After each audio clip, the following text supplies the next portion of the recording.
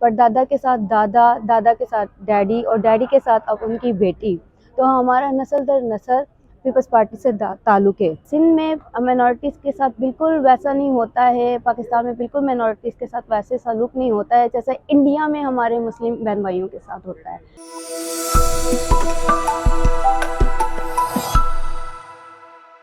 DNews.pk के साथ कराची से मैं हूं वकास खान और मेरे साथ मौजूद हैं पहली अक़लियती रुकन सिंध असम्बली रोमा मुश्ताक साहिबा। अच्छा मैडम बताइएगा कि यहाँ तक का सफ़र कैसे तय पाया?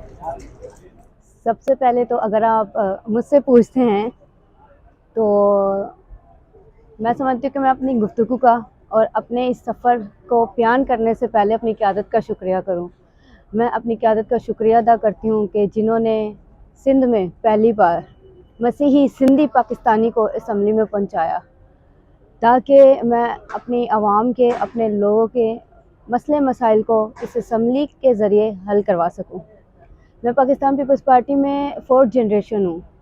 मेरे परदादा जिन्होंने 1968 में उस्मान बुड्ढा जो खोखरा पार्ट से ताल्लुक़ रखते हैं उनको शहीद कर दिया गया था, तो मेरे परदादा साहब ने उनके साथ पीपल्स पार्टी को ज्वाइन किया था। परदादा के साथ दादा, दादा के साथ डैडी और डैडी के साथ अब उनकी बेटी।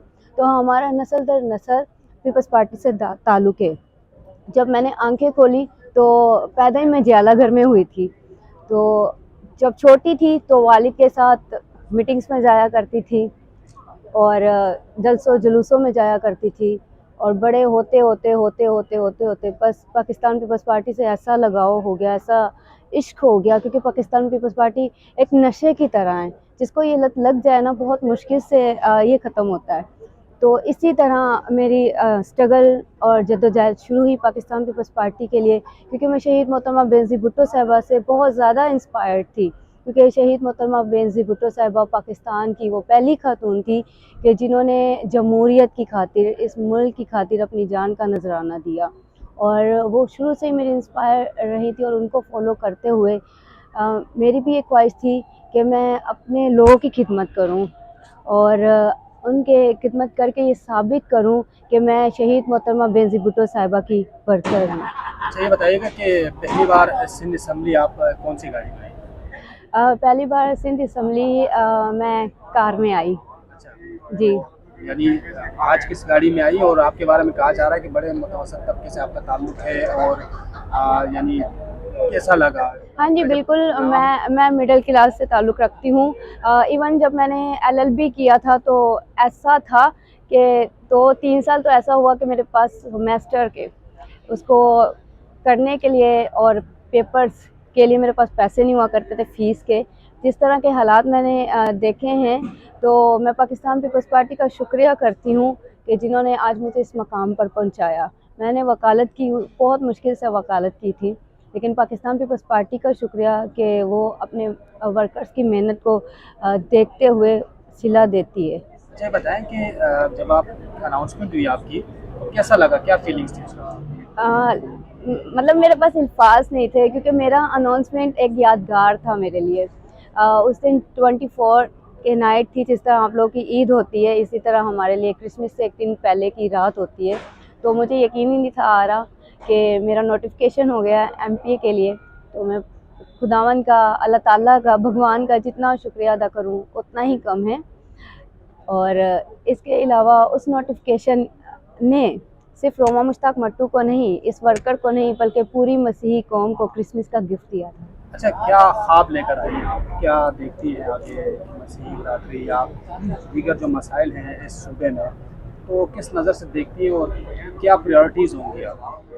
सबसे पहले तो मैं आपको बताती चलूँ कि सिंध में माइनॉरिटीज़ को उन मुश्किलात का, उस दहशतगर्दी का, उस इंतहा पसंदी का सामना नहीं है जिस तरह माइनॉरिटीज़ को पंजाब में है। और सिंध में माइनॉरिटीज़ के साथ बिल्कुल वैसा नहीं होता है, पाकिस्तान में बिल्कुल माइनॉरिटीज़ के साथ वैसे सलूक नहीं होता है जैसे इंडिया में हमारे मुस्लिम बहन भाइयों के साथ होता है।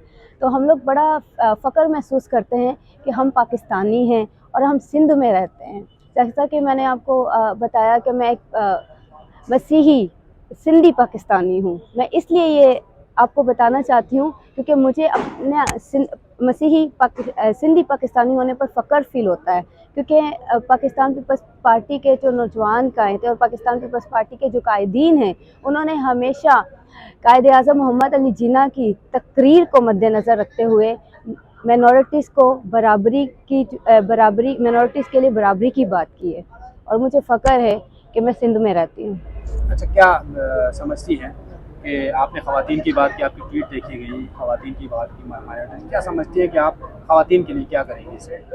کیونکہ میں خود ایک ویمن ہوں، اور میں سمجھتی ہوں کہ ایک ویمن دوسرے ویمن کے مسئلے مسائل کو بہت بہتر طریقے سے سمجھتی ہے، اور مجھے پتہ ہے کہ خواتین کو کن مشکلات خواتین جو ہے وہ کن مشکلات کا سامنا ان کے کن مشکلات سے تو چار ہیں، تو میری یہ کوشش رہے گی کہ میں ان خواتین کی آواز بنوں جو جن کی آواز اسمبلی تک نہیں پہنچتی، میں ان کے حق کی بات کروں، میں ان کے ہر وہ مشکل کی جس سے وہ توچار ہیں اس کو حل کرنے کی کوشش کروں۔ اچھا، آپ نے خود کہا کہ تعلیم کے دوران آپ کو کچھ مسائل کا سامنا کرنا پڑا، اور یہی آپ کو پتہ ہے کہ اکثر خواتین کا مسئلہ ہے اور اسی وجہ سے وہ تعلیم چھوڑ دیتی ہے، تو اس لیے کیا سوچا آپ نے کہ آپ نے جو فیس کیا وہ دیگر خواتین فیس نہ کر سکیں؟